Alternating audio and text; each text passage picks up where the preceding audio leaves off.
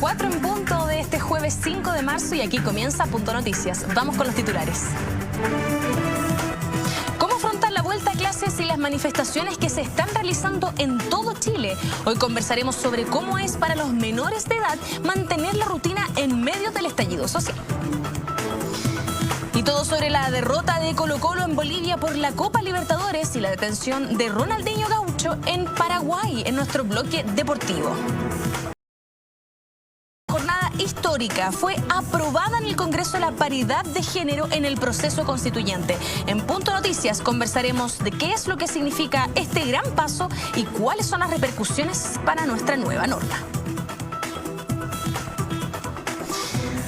Y como decíamos al comienzo, vamos a estar conversando respecto de cómo ha sido afrontar marzo. Marzo que ya es un mes difícil para nuestro país, pero que además este año tiene una agregada dificultad por el estallido social que se reactivó completamente en las calles debido a que comenzaron nuevamente las manifestaciones, tanto en el centro de la ciudad como en varias regiones del país.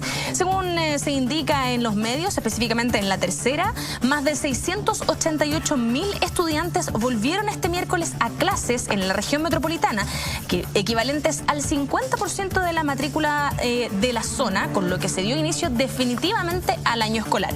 Sin embargo, esta vuelta al colegio comenzó con manifestaciones.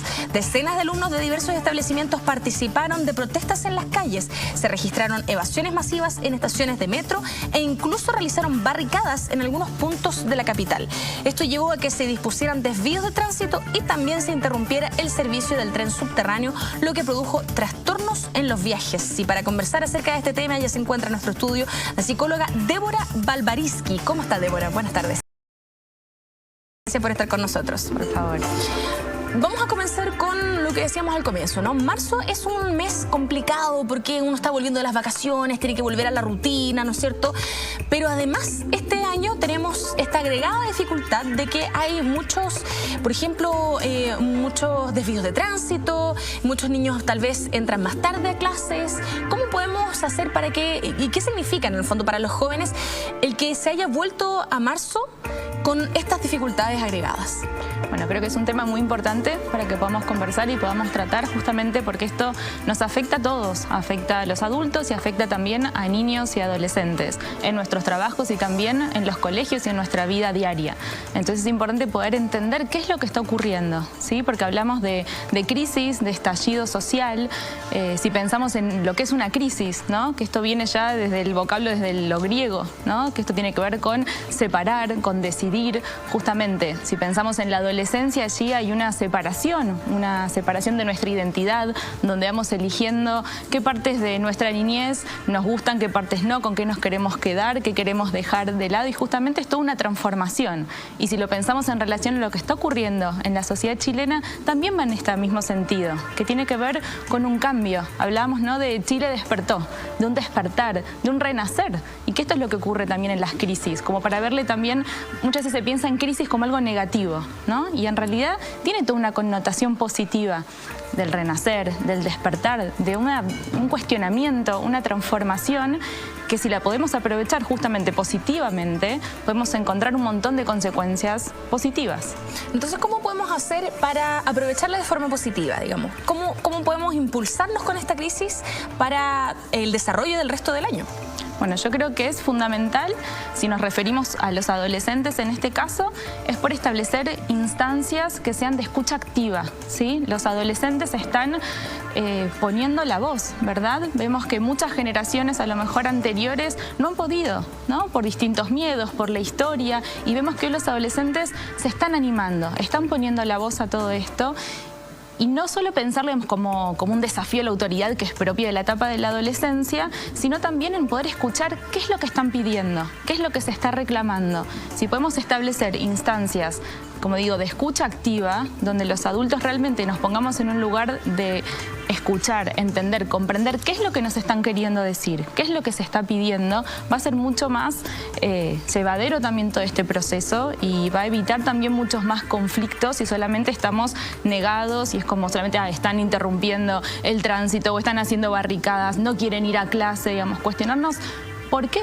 ¿por qué ocurre esto? Digamos, si hay un no ir a clases, es volver a la normalidad. Esto es como si nada hubiera ocurrido, más allá del freno que a lo mejor ocurre en el verano y decir, bueno, en marzo es como que se vuelven con las manifestaciones para no volver a lo mismo.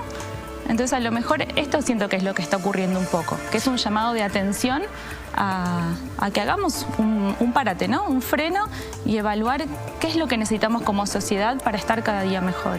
Débora, considerando el contexto, no solamente el contexto social, sino que también, vamos a decir histórico, ¿no? Pero también tecnológico, pongámosle así, que están viviendo los adolescentes y los niños sobre todo, que ahora están hiperinformados, ¿no? Tienen siempre el celular en las manos, son muy hábiles con las tecnologías y por ende siempre tienen mucha información a mano, ¿verdad? Sí. Información que también hay que tener cuidado porque hay algunas que pueden ser falsas, en fin, y que desgraciadamente tal vez por falta de educación, y eso también debemos hacer un mea culpa porque en realidad tal vez a nosotros, a los medios de comunicación y a los padres o a quienes estamos alrededor de los niños, nos falta enseñarles a reconocer estas noticias falsas, pero en el fondo tienen mucha información, ¿verdad? Sí.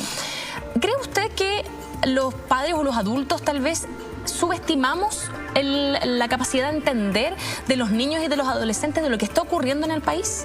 Sí, yo creo que muchas veces sucede esto, que a veces pensando hasta en niños pequeños, que es como, no entienden, y sí entienden porque ellos perciben y comprenden, nos ven que nosotros estamos distintos, que nuestro humor es diferente, que nuestras actitudes son distintas y a lo mejor no tienen la comprensión exacta de lo que está sucediendo, pero perciben nuestros cambios de humor y demás. Entonces, yo creo que no es saludable omitir, hacer como si nada estuviera ocurriendo, sino, de acuerdo también a la edad de cada niño o adolescente, conversar de estos temas. A lo mejor no hace falta estar todo el tiempo hablando de esto. Digamos, yo recuerdo cuando en octubre fue el estallido y que una de las recomendaciones que yo daba como psicóloga pensando en intervención en crisis era elegir también en qué momentos hablar de esto, en qué momentos no, qué palabras elijo para transmitir en función de a quién es mi público, a quién me estoy dirigiendo y por supuesto empezar a diferenciar también qué información retransmitimos. Esto de que me llega algo y lo reenvío automáticamente sin a lo mejor saber si es de una fuente confiable o no, si esto está ocurriendo o no.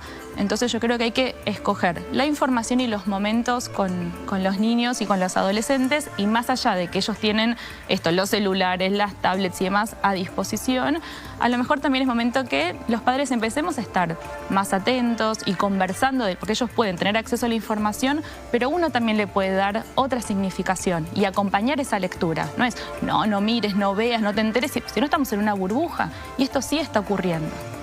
Bueno, entonces, ¿qué consejo podríamos darle a quienes nos están viendo de cómo explicarle esto tanto a los niños más pequeños tal vez como a los adolescentes? Bueno, creo que es, por supuesto, distinto el escenario. A lo mejor con los niños tiene que ser un vocabulario sumamente accesible y sin tanto detalle de información. Por ahí sí lo que está ocurriendo a nivel país, que van a haber cambios, que a lo mejor puede ser que la rutina se vea un poco alterada, que pueden ocurrir ciertas situaciones en la escuela, en los colegios, en los horarios. Anticipar, pero sin tanta información. O sea, sí me parece que la anticipación para los chicos siempre es clave, porque eso nos permite para la estructura psíquica de los niños organizarse de forma diferente cuando uno ya sabe que hay situaciones que pueden llegar a ocurrir sin generar mayores ansiedades, pero nos permite prevenir algunas situaciones. Entonces siempre en el lenguaje más concreto posible y asegurando siempre como la compañía de mamá, papá o quien sea la persona que acompañe a este niño para dar seguridad frente a algún tipo de escenario complejo que pudiera ocurrir. Y los adolescentes manejan otro vocabulario. Los adolescentes creo que en algún punto están como más metidos en esta situación que los adultos. Tienden a lo mejor a ¿no? Como a tener más ganas de ir a participar, de ir a las marchas. Son súper protagonistas de lo que está ocurriendo. O sea, pensemos en la adolescencia, que de por sí es una etapa de transición. Cuando uno dice, no es un niño y tampoco es un adulto, justamente está en una etapa de transición y de redescubrirse. Y siempre lo que tiene que ver con lo social impacta muy fuerte en la adolescencia.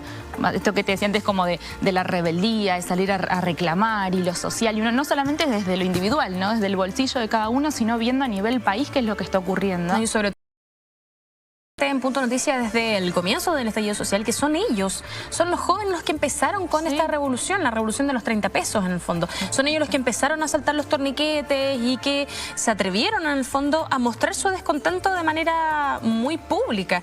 Y también pensar que, como bien decías, Débora, la verdad es que ellos son abogados en el fondo de sus familias y de la familia de sus compañeros tal vez, porque a lo mejor no les afecta tanto a ellos, sino que les afecta, por ejemplo, familias de otros compañeros que están viendo y que saben que tienen ese dolor, ¿no? Entonces son ellos los que se atreven, digamos, a salir a la calle. Es que veo también a veces mucha gente más grande, ¿no? A padres o abuelos como agradeciendo a toda esta camada así de adolescentes que se ha animado y que ha puesto la voz justamente, a lo mejor por tantas generaciones que no lo han podido hacer.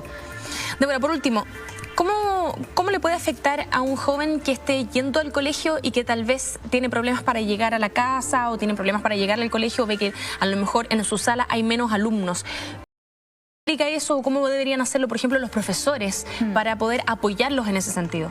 Sí, me parece fundamental, como veíamos antes, en relación a madres, padres o personas a cargo de niños, niñas o adolescentes, que también los profesores, los maestros, las maestras puedan hablar de lo que está sucediendo. Más allá de no interrumpir la currícula y demás, que se puedan seguir dando las clases, pero no omitiendo esta información. Porque como te decía antes, por más pequeños que sean los niños, perciben y entienden lo que está sucediendo. Entonces, si nosotros no lo nombramos, es más frustrante para ellos, porque se dan cuenta que algo sucede. Entonces, me parece que es importante que los maestros en clase, si hay niños que no concurren o si los horarios son distintos, si hay que retirarse más temprano, lo que te decía antes, como tratar de anticipar estas situaciones, que no sea de pronto, obviamente puede haber imprevistos, pero si hay situaciones que las podemos prever, que mañana nos vamos a ir antes, o que hay compañeros, por más que no sepamos cuántos ni quiénes a lo mejor no van a estar en la sala, pero sí nombrarlo. Es probable que hay compañeros, compañeras que por unos días no puedan venir a clase porque hay dificultades para poder llegar al colegio. Me parece que es súper prudente poder nombrar estas situaciones para que los chicos también estén más calmos. Van a tener dudas, preguntas, inquietudes y creo que es saludable brindar ese espacio. Preguntar. Hay alguien que tenga dudas, alguien quiere preguntar algo, decir algo, o sea, porque si no generamos más miedo y más temor si los privamos de hablar de lo que les pasa. Porque muchas veces más allá del contenido en sí, de la coyuntura social, están los sentimientos que tenemos en relación a esto. Si tenemos miedo, si nos genera angustia, entonces poder brindar un espacio para eso me parece que es fundamental. Yo trabajo con muchas mamás y papás de adolescentes, de niños, y justamente acompaño distintos procesos psicológicos donde por ahí hay dificultades para vincularse, para ver cómo acercarme a mi hijo adolescente, cómo hablamos de ciertos temas. Entonces, para mí poder acompañar a estos papás y mamás en este proceso es fundamental. Así que también le digo, si al otro lado hay mamás, papás que deseen contar con un acompañamiento psicológico, yo ahí lo brindé. Mi correo es psicologiacondebora@gmail.com. Me pueden escribir y yo también feliz de poder acompañar en este proceso. La psicóloga Débora Balbariski, muchísimas gracias por conversar con nosotros hoy en Punto Noticias. Nosotros vamos a un breve corte y ya volvemos.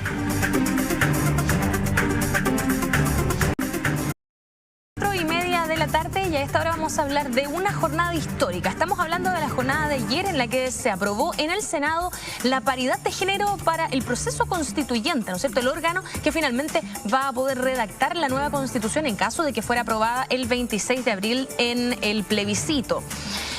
Como les decíamos, este miércoles en el Congreso Nacional se revisó el proyecto que busca establecer paridad en el órgano constituyente que elaborará una nueva constitución, en caso, como les decíamos, de que gane el apruebo.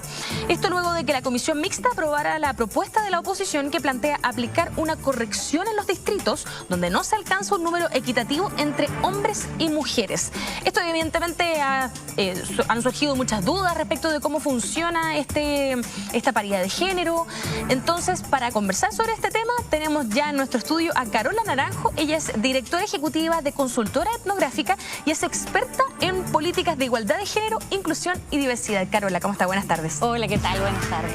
Gracias por estar con nosotros después de esta jornada histórica, ¿verdad? Algo nunca antes visto en nuestro país y bastante poco en otros otros países también, tengo entendido, ¿no? Mira, yo creo que lo que pasó ayer va a ser algo que vamos a leer en los libros de historia. Ya eso es fundamental. Vamos a estar al mismo nivel de lo que fue el decreto Amunátegui, cuando las mujeres logramos no solo entrar a la universidad, sino que nuestros títulos y grados fuesen de alguna manera validados en la universidad. Antes entrábamos, pero nos quedamos atrás, los biombos escuchando, y no nos daban los títulos. Entonces esto es muy importante, el decreto Amunátegui, y después lo que tiene que ver con el derecho a voto. Llevamos 70 años de derecho a voto, que es un suspiro de tiempo, si tú te das cuenta. 70 años, ¿cuántos años tienen nuestras madres, nuestras abuelas? Y te das cuenta que recién a 70 años las mujeres pudieron ejercer la ciudadanía y el ejercicio de sus derechos políticos. Y por eso mismo, señoras y señoras, sobre todo señoras, señoritas, alumnas, todos los que puedan, vayan a votar el 26 de abril. Fueron espacios de lucha y de trabajo del movimiento feminista, de las organizaciones. No estamos para no ir a votar. O sea, eso es fundamental, ¿sí? Carola, sí. Hablemos específicamente de la paridad de género que se aprobó ayer. Sí. ¿En qué consiste esta paridad de género? Mira, para hablar, de ahí vamos a hablar del mecanismo, pero es importante que la gente entienda que la paridad en general es un mecanismo que va a fortalecer la democracia, ¿sí? Fortalece la democracia, hace mucho más competitivo el sistema electoral y sobre todo va a hacer una redistribución del poder político que históricamente las mujeres no han tenido. ¿Ya? Por eso en ese sentido va a fortalecer la democracia y la paridad no es nuevo en el mundo, ¿sí? Nosotros somos el primer país que aprueba la paridad como un mecanismo en un órgano constituyente. ¿Y esto qué quiere decir? En un órgano que va a crear, o sea, va a formular una nueva constitución. Solo para hacer esa excepción. Solo para hacer esa excepción. Esto es exclusivamente para el órgano constituyente en caso de que gane el apruebo. Así es. Eso no se aplica no se aplica, por ejemplo, al Congreso, no se aplica al gobierno. No, solamente el mecanismo, que es la fórmula, ¿no es cierto?, para cómo vamos a elegir a los constituyentes y a las constituyentes, ¿sí? Eso es muy importante, sí, porque la gente también no crea que esto, o sea, es un camino que abrimos, pero la verdad que es un hito que llegó para quedarse, o sea, paridad en esto, y luego todo el sistema político va a tener que empezar a replicar esta paridad porque es un estándar y es un estándar internacional. Quizás nosotros en Chile estábamos muy lejos de mirar la paridad porque desde nuestras estructuras sociales, culturales y políticas, incluso religiosas, el tema de la desigualdad de género es un tema que ha sido normalizado y visto durante mucho tiempo, ¿sí? Pero resulta que a nivel internacional, en los estándares internacionales, la paridad es un criterio de acción afirmativa en los sistemas políticos que lleva bastante tiempo. O sea, no solamente en Chile, lo podemos ver en Inglaterra, en Holanda, en Noruega.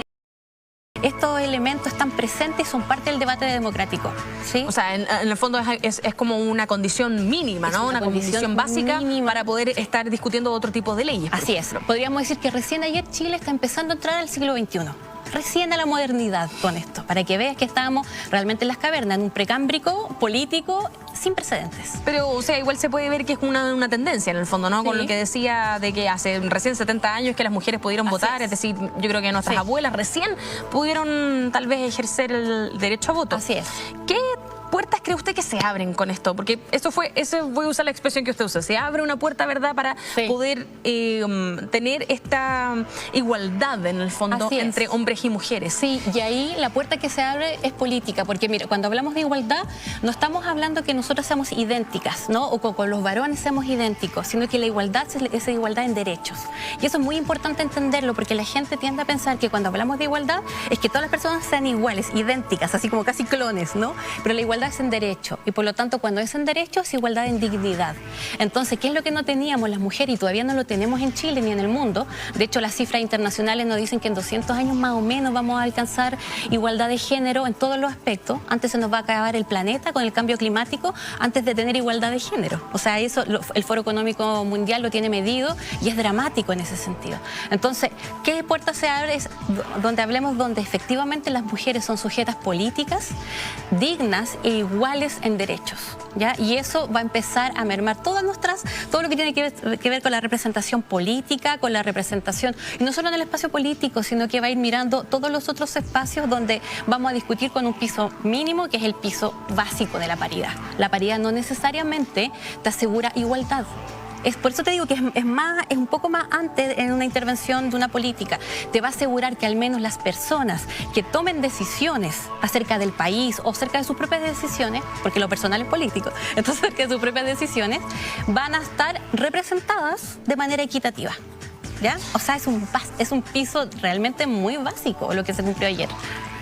Carola, hablemos del mecanismo, porque hay incluso senadoras, voy a hablar específicamente de Ena von Baer, que decía que ella votaba en contra de la paridad de género porque no quería que reemplazaran, por ejemplo, a un hombre de la UDI por una mujer del Partido Socialista. Sí. ¿Eso va a ocurrir? No es así, no entendió lo que estaba leyendo. ¿Ya? Expliquemos entonces de qué se trata el mecanismo. Es importante de qué se trata el mecanismo. Mira, hay que entender que todo sistema electoral es una fórmula matemática ¿qué es lo que hace? Traduce los votos en escaños, ¿ya? Entonces, van a haber fórmulas distintas y van a haber sistemas políticos distintos, está el gerrymandering en Estados Unidos, hay distintos sistemas. En este caso, la fórmula es una fórmula que va, más que a corregir, no va a corregir, lo que va a hacer es una asignación paritaria, y eso es muy importante. ¿Por qué? Porque y además va a bajar a nivel distrital, ¿ya? Vamos a ver esto, cómo el mecanismo se va a trabajar a nivel distrital.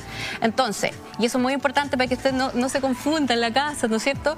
Vamos a tener una lista y lo interesante y quizás innovador de este mecanismo es que va a partir desde lo que tiene que ver con las candidaturas, ¿ya? Que eso es muy innovador, parte desde las candidaturas. Por lo tanto, en las listas vamos a tener que ya llevar paridad en la lista, ¿ya? Entonces va a partir en la lista. Es decir, perdón, como para ir desglosando. Entonces, se puede presentar un listado, ¿verdad? Pero no puede haber, por ejemplo, 5 hombres y 2 mujeres. No puede haber sobrerepresentación. Hay distritos que son pares, que van a elegir constituyentes pares, y otros distritos que van a elegir constituyentes impares, ¿ya?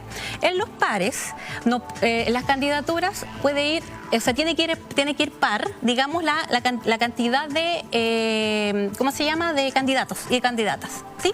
Y solamente puede haber un candidato más en el pacto que vamos a tener, en el pacto o en el partido político que va a presentar la candidatura, uno más de lo que puede salir el electo. Entonces, esto va a funcionar así. Va a partir un voto que en ciencia política se llama voto cebra, ¿ya? Pero lo innovador es que va a partir primero una mujer, en lo que tiene que ver con cómo me va a aparecer a mí en mi papeleta, ¿sí? Papeleta me va a aparecer primero una mujer y después va a venir un hombre y después una mujer y después va a venir un hombre. Eso le llamamos voto cebra. ¿Y por qué así? Porque todos los estudios de sistemas políticos y de ciencia política nos dicen que en general las personas por un tema psicológico y de tendencia psicológica a la elección, si no conocen al candidato, tienden a marcar la primera persona que aparece.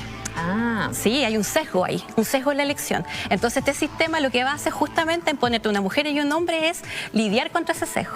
Claro, estoy pensando, por ejemplo, si es que esto no fuera así, seguramente en la papeleta podrían aparecer, no sé, supongamos que no existiera la paridad de género, y es algo que aunque no estuviera vigente todavía, podrían aparecer 5 hombres y después 2 mujeres, pero al final. Eso ocurrió en la última elección parlamentaria. Eso fue así, las mujeres van en la cola. Entonces la cola, cuando ya tiene muchos candidatos, las últimas personas que aparecen tienen menos probabilidades de salir elegidas. ¿Por qué? Porque está el sesgo en la elección a no llegar al final de la lista y no marcar por ella. Entonces, ¿qué pasó? En las elecciones, con el criterio no de paridad, con el criterio de equidad, que se le llamó cuota, pasaba eso, y pasó eso. Entonces las mujeres iban al final, ¿ya? Ahora, ¿qué es lo interesante que produce este sistema? O sea, esto va a ser así. Esta confusión de que va a haber de distintas partidos políticos. Claro, como que se va a reemplazar uno con otro. Sí, porque este mecanismo lo que va a hacer es una asignación paritaria, ¿sí? De equidad, equitativa más bien, dentro de la lista. ¿Ya? Dentro de la lista del partido o dentro de la lista del pacto. No hay cruce de listas. Por lo tanto, eso es muy importante. No es que aunque una persona, por ejemplo, del Partido Socialista tenga, un hombre del Partido Socialista tenga muchos votos, y después va a venir una mujer de la UDI, por ejemplo, de otro y lo va a sacar y los desbanca, ¿no es cierto? Eso es un puro mito. Lo va a desbancar. No, sino que esta asignación se va a dar entre listas. ¿Ya? Entonces, en el fondo, ¿qué pasaría si, por ejemplo, dentro de, a pesar del voto cebra, ¿no es cierto? Sí.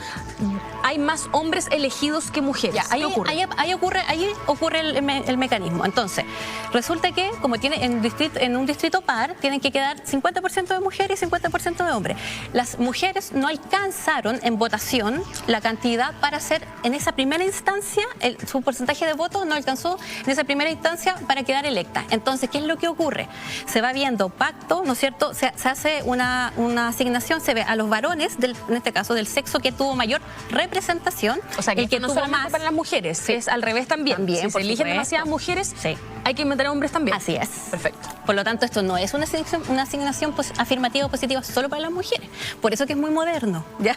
Por eso que es muy moderno en ese sentido. Entonces, ¿qué ocurre ahí? El último varón, ¿no es cierto?, que fue el menor elegido, el que tiene menos voto, se va, digamos, sale de la elección por la mujer de su mismo pacto, ¿ya? Eso es interesante, vuelvo a decirlo, que tuvo mayor votación. Entonces, es tremendamente democrático. En el fondo, el reemplazo, entre comillas, se hace dentro de la misma lista, es decir, del mismo partido, de la misma coalición. No es que se reemplace uno con otro, no. Ojo ahí. Ojo ahí. Es importante saberlo. Otro, este sistema va a diferencia de lo que tiene que ver con el del diputado que hicimos, ¿cierto? Donde fueron asignaciones, donde las mujeres iban en la cola del voto. Ahora va a exigirle al sistema mujeres mucho más competitivas.